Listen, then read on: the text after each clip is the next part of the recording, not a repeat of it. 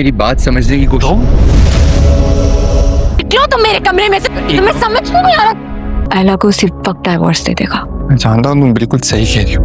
जिंदगी की सारी आसाइशें दी है, मगर मेरे शौहर ने मुझे अपनी औलाद को रखने की इजाजत नहीं दी। तुमने अपनी जिंदगी खराब कर, पूरी जिंदगी को बर्बाद करके रख देगा। तुम ये मेरी बात लिख लो। तुम्हारा शामी भाई से दोबारा राब्ता, तुम्हारा काम तो और आसान हो जाएगा। वो कैसे? जैसे ये सब देखेगा ना, और ना बहुत गैरतमंद इंसान है। ये तुम अब भी मुझसे मोहब्बत करती हो। तुम पागल तो नहीं हो गए हो?